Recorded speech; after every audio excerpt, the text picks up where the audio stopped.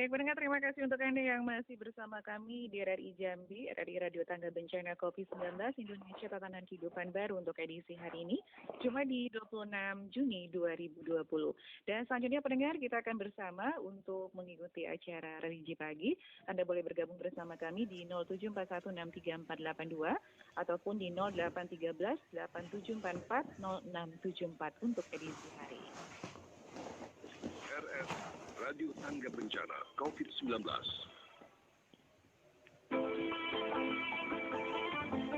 Religi Pagi.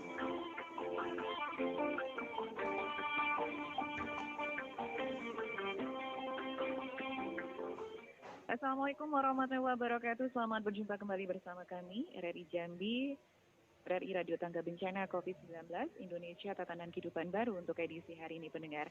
Dan seperti biasa kita akan bersama untuk mengikuti acara Religi Pagi. Ya, Anda bisa berdialog bersama kami tentunya bersama narasumber kita yang sudah tersambung tentunya untuk bersama di Religi Pagi untuk edisi hari ini.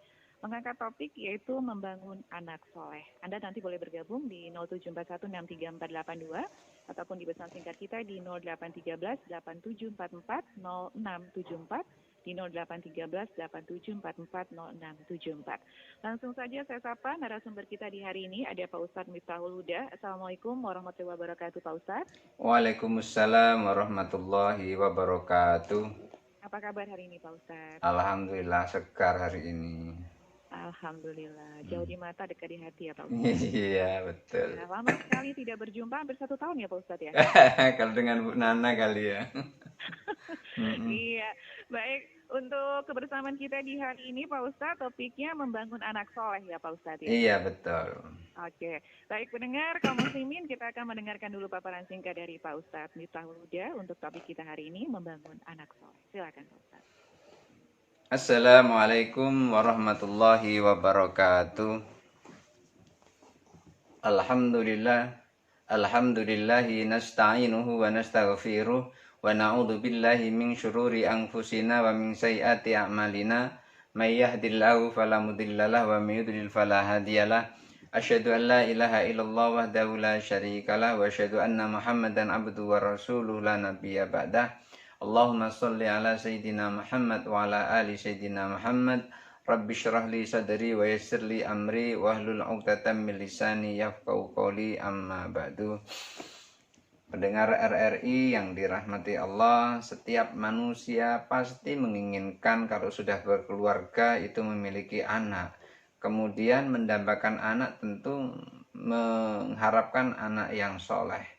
Kenapa? Karena anak yang soleh itu adalah anak yang bisa diharapkan oleh kedua orang tuanya.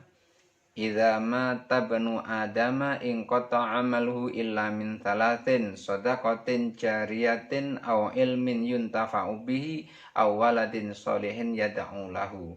Apabila anak Adam manusia itu meninggal, maka akan terputus semua amalnya kecuali 3. Yang pertama adalah yang terputus itu sedekah jariyah, kecuali sedekah jariyah. Jadi sedekah jariyah tidak akan terputus. Kemudian yang kedua ilmu yang bermanfaat, ilmu juga tidak terputus. Kemudian yang ketiga itu waladun sholihun, anak yang soleh. Anak yang soleh itu cirinya yang mau mendoakan kedua orang tuanya. Kalau dia tidak mau mendoakan kedua orang tuanya itu enggak dikatakan anak yang soleh. Nah, harapan orang tua itu selalu menginginkan memiliki anak yang soleh. Tapi apakah anak soleh itu bisa terjadi, bisa terbentuk dengan bin salabin abrakadabrak? Tentu saja tidak. Anak yang soleh itu akan terbentuk melalui wasilah orang tuanya sendiri. Kenapa demikian? Rasulullah juga udah pernah menyampaikan yang seperti itu. Apa yang disampaikan oleh Rasulullah? Yang disampaikan oleh Rasulullah itu bahwa anak itu dilahirkan tergantung kedua orang tuanya. Jadi anak yang dilahirkan oleh kedua orang tuanya itu tergantung orang tuanya. Jadi kullu mauludin yuladu alal fitrah. Setiap anak terlahir sesuai dengan fitrahnya. Artinya setiap anak itu dilahirkan dalam keadaan suci, bersih, seperti kertas putih. Mau kertas itu dijadikan gambar apa, mau kertas itu dijadikan tulisan apa, tergantung kedua orang tuanya. Makanya dikatakan kullu mauludin yuladu alal fitrati fa abawahu ayyuhawidanihi au yunasiranihi au yumajjisanihi. Setiap anak itu terlahir dalam keadaan suci, dalam keadaan fitrah, tergantung orang tuanya saja itu mau dijadikan Yahudi, dijadikan Nasrani, atau dijadikan Majusi, itu tergantung kedua orang tuanya. Artinya orang tua itu ada andil di situ untuk membentuk anaknya. Lalu pertanyaannya, ada orang tua sudah mendidik anaknya bagus-bagus, pagi-pagi sudah disuruh bangun, pagi-pagi sudah disuruh sholat, kemudian sudah disekolahkan di sekolahan yang paling bagus, SD-nya SD favorit, SMP-nya SMP favorit, SMA-nya SMA favorit, perguruan tingginya perguruan tinggi yang bertaraf internasional. Wah, tapi ternyata ketika anaknya itu sudah punya anak lagi, kok kemudian berbeda sikapnya terhadap orang tuanya. Itu ada apa sesungguhnya di situ? Pendengar yang dirahmati Allah. Membentuk anak soleh itu tidak harus material seperti itu, atau tidak harus secara fisik seperti itu. Tapi mendidik anak untuk menjadi anak yang soleh itu yang perlu dilakukan sekurang-kurangnya ada dua, baik secara lahiriah maupun secara batiniah. Jadi harus dididik secara lahiriah pun pula dididik secara batiniah.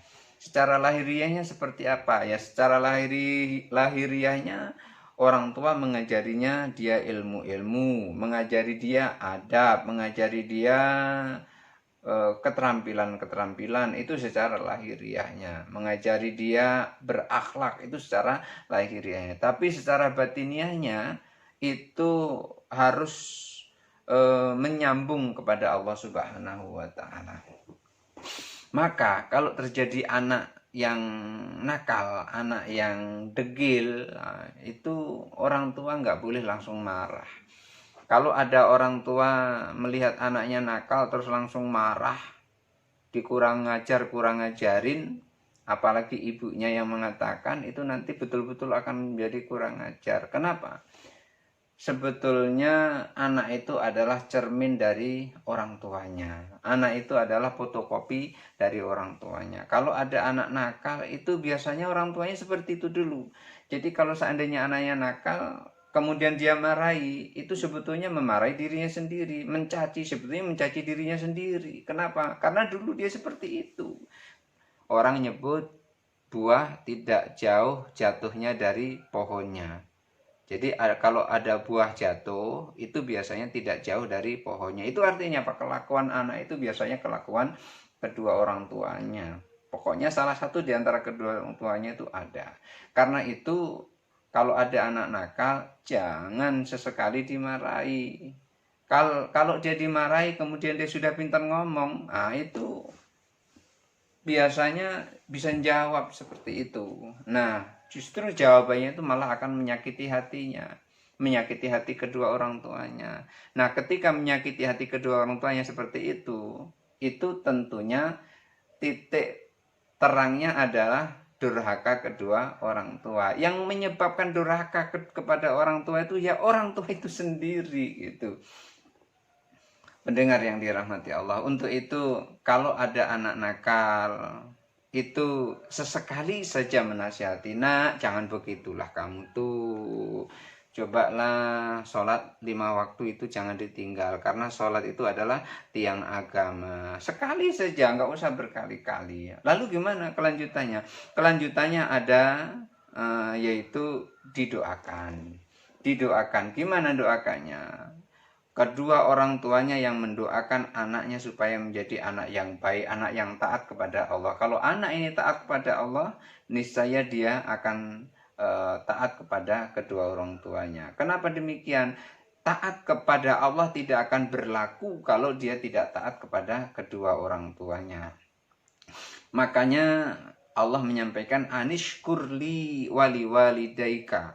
Anishkurli wali walidaika. Bersyukurlah kepada aku dan kepada kedua orang tuamu. Artinya bersyukur kepada Allah itu juga satu paket dengan kedua orang tua. Tidak akan diterima bersyukur kepada Allah kalau dia tidak bisa bersyukur kepada kedua orang tuanya. Oleh karena itu sesungguhnya anak yang nakal itu masih kurang satu. Artinya anak yang nakal itu kekurangannya cuma satu. Kenapa kok dia nakal? Karena yang satu ini tidak ada.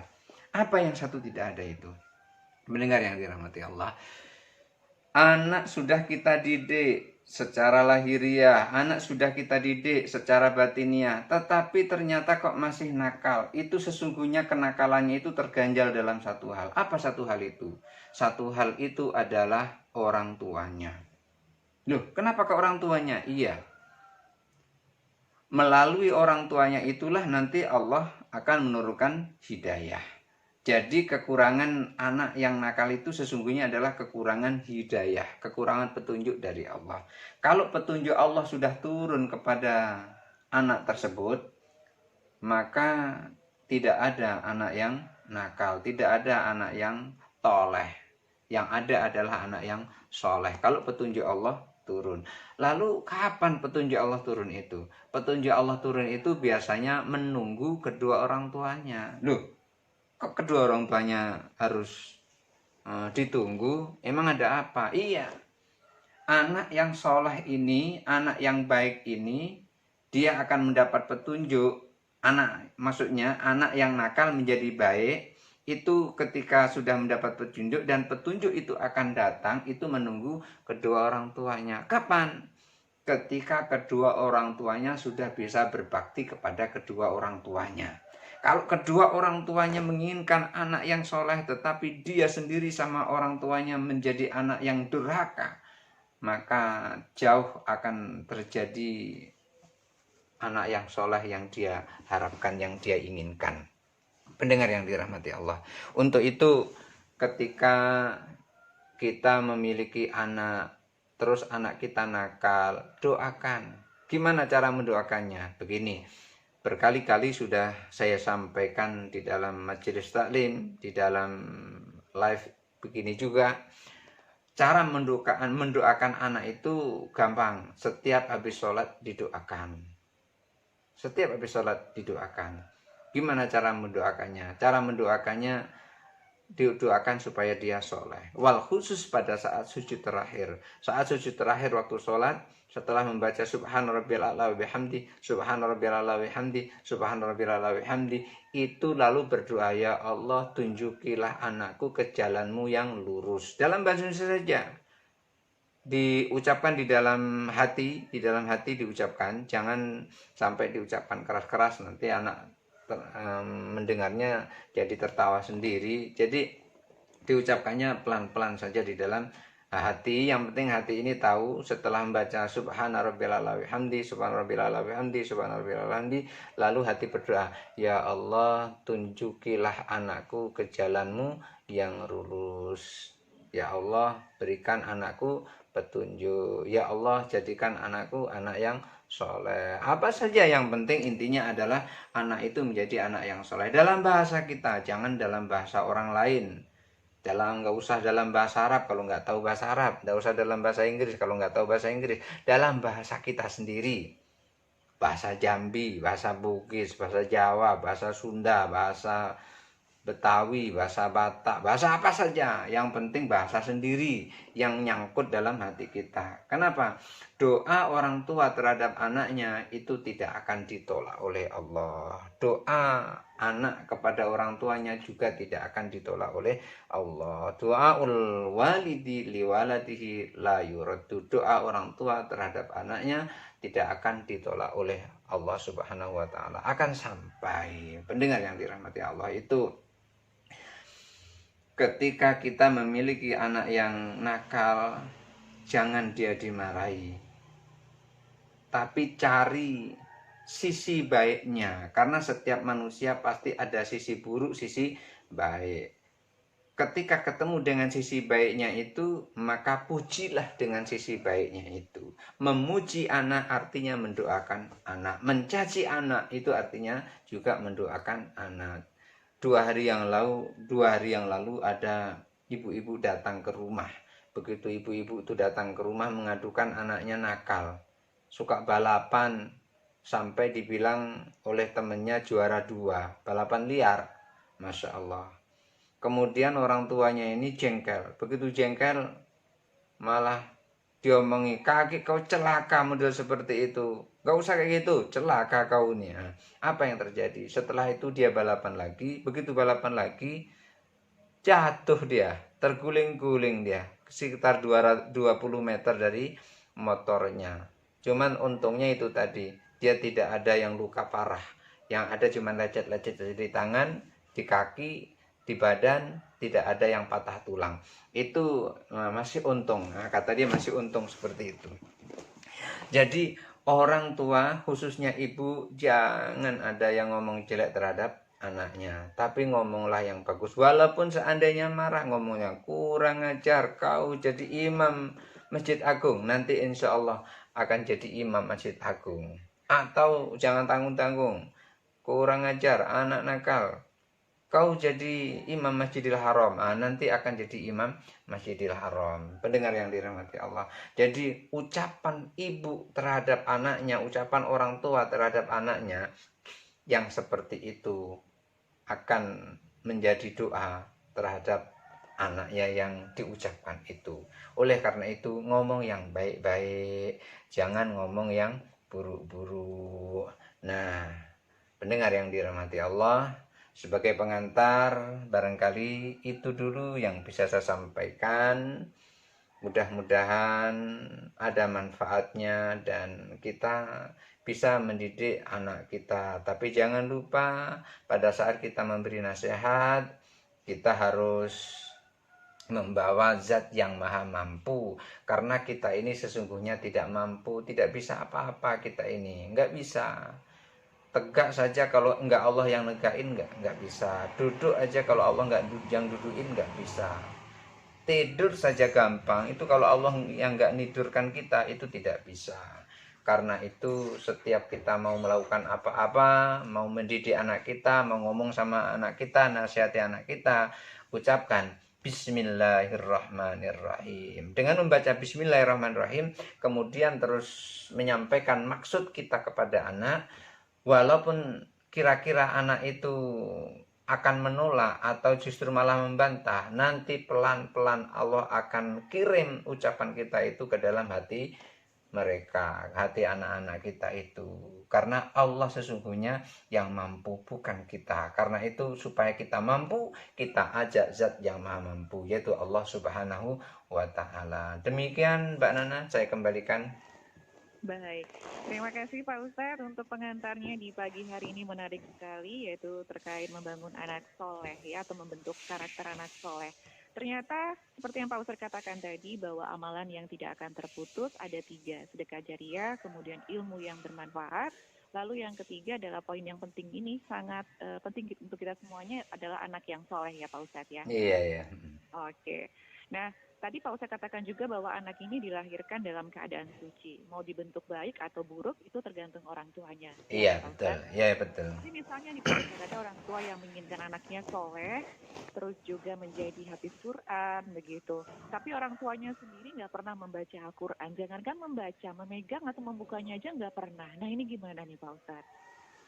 Nah, yang seperti itu yang tidak benar itu. Kenapa? Karena anak itu kan fotokopi orang tuanya gitu. Bagaimana orang tua, begitulah anaknya kan gitu. Kalau anak orang tua nyuruh anak sholat, ya orang tuanya harus sholat gitu. Kalau orang tua nyuruh anaknya ngaji, ya orang tuanya harus bisa ngaji. Kalau setidak-tidaknya ketika anaknya itu orang tuanya nyuruh anaknya ngaji, jangan malah orang tuanya nonton TV, malah main HP gitu. Main HP bukan maksudnya bukan main HP itu nggak boleh. Ketika HP dibekang, yang dibuka itu adalah bacaan Al-Quran yang ada di HP itu nggak apa-apa. Atau ketika dia megang HP, yang dibuka adalah memang untuk ilmu, nggak apa-apa. Misalnya buka YouTube tapi YouTube isinya adalah pengajian, enggak apa-apa. Hanya saja yang enggak boleh itu Facebookan, ngomong sana ngomong sini yang enggak jelas, yang seperti itu. Jadi kalau pengen anaknya dekat kepada Allah, ya orang tuanya berusaha untuk mendekat kepada Allah. Jadi jangan sampai berbalik, menginginkan anaknya baik malah orang tuanya jahat, itu ya berbalik namanya seperti itu. Jadi anak itu melihat dan ibaratnya orang tua itu harus mencontohkan yang baik begitu Pak Ustadz. Kalau kita ingin menginginkan anak yang baik, ya kita harus mencontohkan yang baik begitu ya Pak Ustadz ya.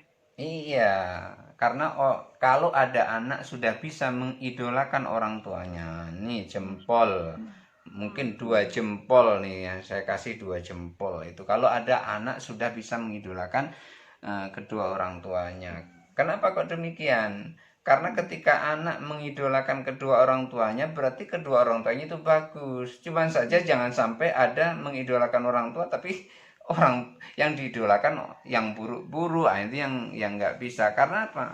Karena sesungguhnya seburuk-buruk orang tua itu pasti mengharapkan anaknya baik. Ketika orang seburuk-buruk orang tua mengharapkan orang tuanya baik, itu biasanya menginginkan anaknya tidak seperti buruknya orang tua. Nah, bapak ini buruk, bapak ini nggak pinter, kau harus lebih pinter dari bapak, kau belajarlah tinggi-tinggi, biar bapak nanti yang carikan biayanya. Itu orang tua yang baik yang seperti itu. Nah, ibu ini sudah nggak pinter, ngaji dulu juga nggak pinter, kau harus pinter ngaji, jangan sampai seperti ibu. Kau harus lebih pinter dari ibu. Nah, jadi harus ada seperti itu. Orang tua harus seperti itu ya. Oke, baik. Pak Ustadz, kita terima dulu penelpon kita untuk kebersamaan kita di Religi Pagi ya Pak Ustadz. Assalamualaikum. Assalamualaikum. Waalaikumsalam warahmatullahi wabarakatuh. Dari Pacubang. Di Pacubang. Iya. Baik, kabarnya Pak Pur, apa kabar juga? Sehat pagi ini? Alhamdulillah. Alhamdulillahirrahmanirrahim. Silakan Pak Pur, apa yang mau ditanyakan ini? Iya. Assalamualaikum Ustaz. Waalaikumsalam warahmatullahi wabarakatuh Pak Pur. Salam kenal Pak Pur. Iya, kembali. Nama saya Mahpur Nasuha. Iya. Iya, Maghfur Nasuha, tobat Nasuha itu. Oke. Mudah-mudahan. Amin. Iya, yang perlu saya tanyakan untuk anak putri sekarang, kan kebanyakan waktunya kadang habis untuk memegang gadgetnya masing-masing. Kadang waktu ngaji, waktu sholat itu kadang sulit sekali untuk diarahkan itu Pak. Yang perlu saya tanyakan bagaimana sikapnya orang tua sekarang ini. Mas saya sendiri nih Pak. Terima kasih banyak atas waktunya. Assalamualaikum. Waalaikumsalam warahmatullahi wabarakatuh. Punya anak gadis nih hobinya main gadget aja nih Pak. Silakan Pak. Iya. Makanya dari awal saya bilang orang tua itu harus jadi idola oleh anak-anaknya. Kalau orang tua bisa menjadi idola anak-anaknya, maka ucapan orang tua itu akan didengar oleh anak-anaknya. Contoh, anak saya suruh menghafal Al-Quran. Ketika suatu saat setorannya salah, itu dia menangis dia. Kenapa? Karena takut HP-nya saya ambil. Ya, kebiasaannya begitu. Kalau anak sudah lupa dengan Al-Qur'annya, maka biasanya kalau ketemu dengan saya takut dia. Takutnya apa? Takut HP-nya diambil. Maka pernah ketika suatu saat habis sholat langsung saya tes untuk hafalannya. Begitu assalamualaikum warahmatullahi berdoa wirid doa. Setelah itu saya bilang sama anak saya yang pertama, Mbak, setoran untuk ayah bacaannya. Nah, ketika sampai di satu ayat dia berhenti, nggak bisa melanjutkan, pada saat marah pun tidak, sedikit marah juga tidak. Di situ dia langsung menangis dia. Begitu dia menangis langsung saya peluk. Saya tanya, kenapa Mbak kok sampai menangis? Ayah kan tidak ada marah gitu kan. Rupanya ibunya bilang, takut HP-nya diambil. Nah, jadi kalau seperti itu, orang tua udah jadi idola seperti itu, insya Allah harus tidak harus susah-susah. Kenapa kedemikian? Karena saya juga sangat takut kepada bapak saya. Kalau bapak saya marah, saya takut. Kenapa kok saya takut seperti itu? Takut mendapat murkanya begitu. Walaupun orang tua itu marahnya jarang-jarang, dan saya pun juga jarang-jarang marah dengan anak kecuali kalau memang dia melakukan kesalahan. Tapi alhamdulillah selama ini sepertinya nggak pernah melakukan kesalahan, jadi saya jarang marah dan belum pernah saya memarahi anak apalagi sampai suara keras-keras begitu.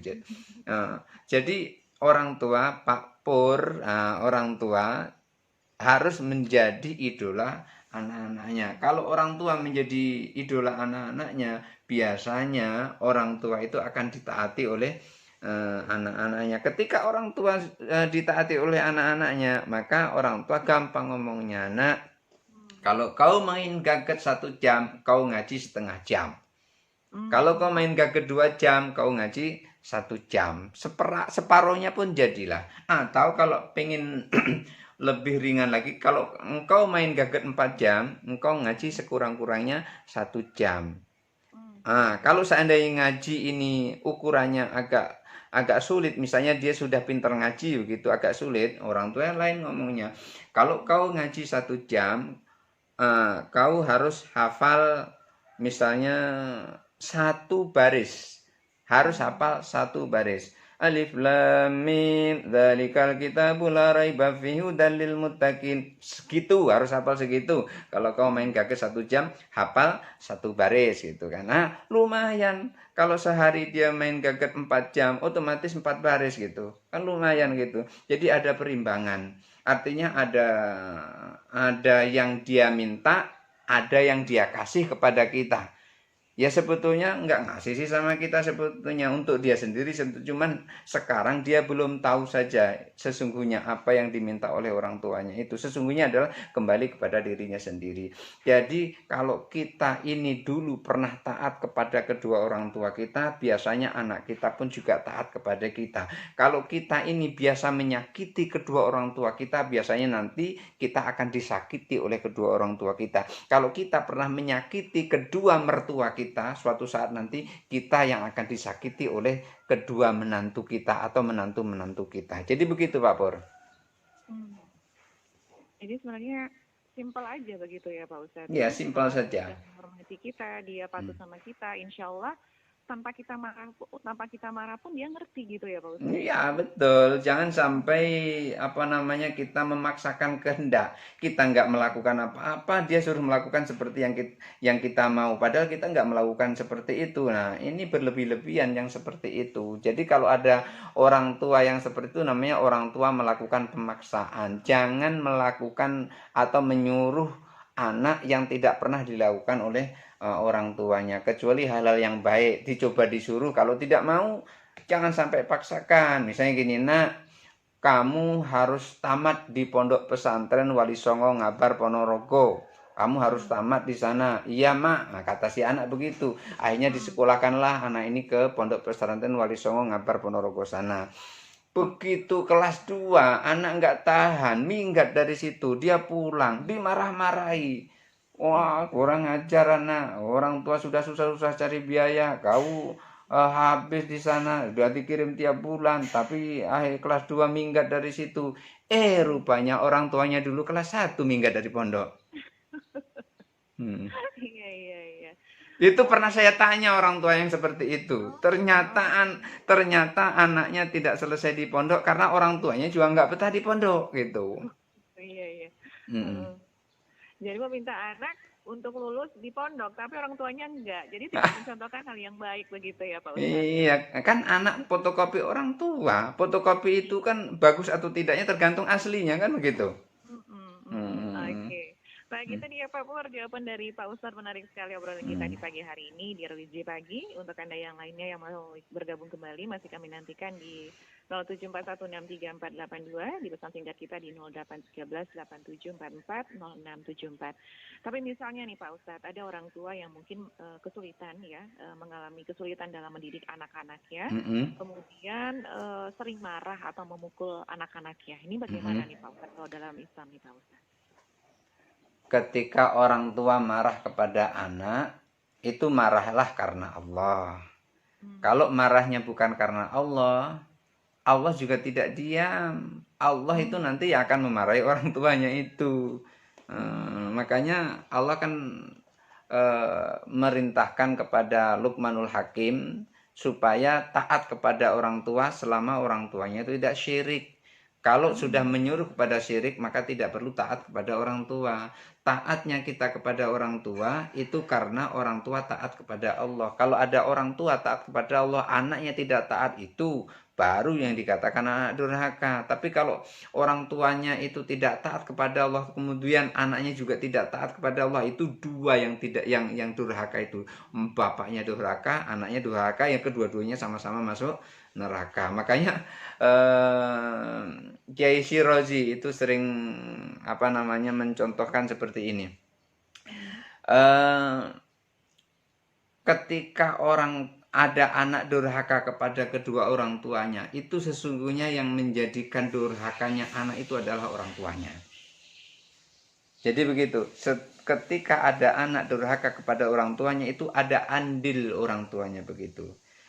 Kalau ada orang tua menjadikan anaknya durhaka, berarti kedua-duanya sama mendapat dosanya. Orang tuanya juga mendapat dosa, anaknya juga mendapat dosa. Sebaliknya, ketika ada anak menjadi soleh, menjadi taat kepada kedua orang tuanya, itu orang tuanya punya andil di situ. Yang menyebabkan anak itu soleh adalah kedua orang tuanya. Maka orang tuanya juga dapat pahala seperti anaknya. Maka dikatakan dalam sebuah riwayat itu, kalau ada anak saking sayangnya kepada orang tuanya, itu biasanya orang tuanya sayang kepada anaknya itu. Kalau ada anak tidak sayang kepada orang tuanya, itu biasanya orang tuanya juga kurang sayang kepada anaknya. Jadi itu berbalik atau ada imbal balik antara orang tua dengan anak. Karena itu dalam sebuah riwayat ada diceritakan, ketika seorang anak saking takzimnya, saking senangnya kepada orang tuanya, berpisah dia rindu, dia berusaha untuk nemui orang tuanya. Begitu ditemui orang tuanya, ketemu, salaman, dicium tangan orang tuanya. Ingat, nyium tangan orang tua itu penghormatan, bukan bid'ah, nanti dibid'ahkan pula. Mencium tangan orang tua. Kenapa kok dicium tangan? Tangan itulah yang sudah membimbing kita dari lahir sampai kita bisa berdiri sendiri. Dari tangan itulah, tangan yang mulia itulah yang menjadikan kita bisa seperti ini. Kemudian diciumnya, kemudian setelah diciumnya, dipeluknya orang tuanya yang sudah tua itu. Maka anak yang senang bertemu dengan orang tuanya, di situ senang dalam hati, bahagia sebahagia-bahagianya ketika ketemu orang tuanya, maka anak seperti itu akan mendapatkan pahala seperti orang yang menunaikan ibadah haji dan mendapatkan haji mabrur. Sebaliknya orang tuanya juga begitu. Ketika orang tua bertemu dengan anaknya, senang sekali dengan anaknya yang dia temui tadi. Masya Allah, pokoknya lepas kerinduan di situ. Begitu dicium tangannya, ganti orang tua itu mencium dia, mencium keningnya umpamanya begitu. Maka orang tua yang senang seperti itu dalam sebuah riwayat dikatakan juga akan mendapat pahala seperti pahalanya orang yang menunaikan ibadah haji dan mendapatkan haji mabrur. Jadi ternyata untuk mendapat pahala itu tidak sulit. Senangkan hati orang tua dengan bertemu kepadanya. Orang tua pun demikian, ketika bertemu anaknya senang, itu juga akan mendapat pahala. Makanya ada sebuah hadis di sana dikatakan, inna fil jannati daron yuqalu laha darul farah la yadkhuluha illa man farahas sibyan. Sesungguhnya di dalam surga itu ada sebuah gedung dan gedung itu disebut dengan gedung farah atau gedung gembira. Gedung gembira itu tidak ada yang bisa memasuki orang pada gedung gembira itu kecuali yang punya tiket. Apa tiketnya? Man farahas sibyan. Jadi tiketnya adalah orang yang bisa menyenangkan anak kecil. Artinya mendidik anak kecil yang tumbuh dewasa menjadi anak yang soleh. Yang mendidik anak kecil yang tadinya nggak tahu apa-apa, kemudian dia pintar sholat, kemudian dia menjadi orang yang taat, yang takarub, yang dekat kepada Allah Subhanahu wa Ta'ala. Maka kuncinya adalah dia memiliki farrohas sibyan, memiliki kemampuan untuk menyenangkan anak kecil. Menyenangkan itu bukan berarti menuruti seluruh kemauannya, bukan. Tetapi yang dimaksud menyenangkan itu adalah menjadikan anak nanti ketika dia dewasa, dia menjadi anak yang baik, anak yang taat kepada Allah, anak yang taat kepada Rasulullah, anak yang berbakti kepada kedua orang tuanya. Maka orang yang seperti itu nanti akan diberi tiket oleh Allah, namanya tiket Darul Farah, yaitu kunci untuk masuk suatu gedung namanya Darul Farah, dan itu adanya di dalam surga. Surga sudah enak. Kemudian di dalam keenaan surga itu ada tempat yang lebih enak lagi, namanya Darul Farah. Tidak ada yang bisa masuk dalam Darul Farah ini illa man farah sibyan, kecuali yang bisa menyayangi anak kecil, yang bisa menyenangkan anak kecil. Maksudnya anaknya dia sayangi. Nah, gitu. Anaknya dia sayangi. Lalu gimana kalau dia sedang merantau jauh dari anak? Ketika dia merantau jauh dari anak, melihat anak orang, anggaplah anak sendiri. Tapi kalau melihat istri orang, jangan menganggap seperti istri sendiri, nggak boleh gitu. Anaknya saja boleh, tapi kalau istri orang jangan dianggap istri sendiri. Oh, nggak boleh gitu, nanti malah bahaya dianggap istri sendiri gitu. Baik Pak Ustadz, kebersamaan kita di Roizi Pagi untuk edisi hari ini kita harus tuntaskan nih Pak Ustadz ya. Oke. Baik Pak Ustadz, mungkin ada yang mau disampaikan sebagai penutup kita. Apa ini Pak Ustadz? Pendengar yang dirahmati Allah, anak yang soleh memang dambaan setiap orang tua. Tapi untuk membentuk anak yang soleh bukan berarti harus ditumpukan itu kepada anak semata-mata, tetapi juga kedua orang tuanya. Kalau pengen anak kita soleh, jadikan diri kita ini soleh dulu. Ketika kita sudah soleh kepada orang tua kita, maka nanti Allah yang akan membentuk anak kita soleh kepada kita. Kenapa demikian? Karena jangan mengharap orang lain baik sebelum kita ini menjadi baik. Jangan mengharap anak kita baik kalau kita ini belum baik. Maka jadikan diri kita ini sebagai orang baik, nanti anak kita menjadi baik. Jadikan diri kita ini sebagai orang yang baik, maka istri kita nanti akan menjadi orang yang baik. Baiknya kita akan diikuti oleh istri. Jangan mengharap istri kita baik sementara kita masih jahat. Kalau seperti itu nanti tidak akan sampai keinginan kita. Supaya keinginan kita tercapai, ingin anak soleh, jadikan diri kita ini soleh kepada orang tua kita. Niscaya nanti Allah akan membentuk anak kita dengan sendirinya, dengan kehendak Allah, dengan cara Allah. Dia pun akan menjadi anak yang soleh seperti kita yang telah dijadikan soleh oleh Allah Subhanahu wa Ta'ala. Hadanallahu wa ikum ajma'in. Assalamualaikum warahmatullahi wabarakatuh. Waalaikumsalam warahmatullahi wabarakatuh. Baik pendengar kaum muslimin, kebersamaan kita di Roizi Pagi untuk edisi hari ini harus berakhir. Pak Ustadz, terima kasih untuk kebersamaannya. Ya, sama-sama. Insya Allah lain waktu dan kesempatan kita bisa ngobrol Insya Allah. Yang ingin saya tanyakan juga sebenarnya ya. Oke pendengar, tetap bersama kami di RRI Jambi, RRI Radio Tangga Bencana COVID-19 Indonesia Tatanan Kehidupan Baru untuk edisi hari ini. Roizi Pagi.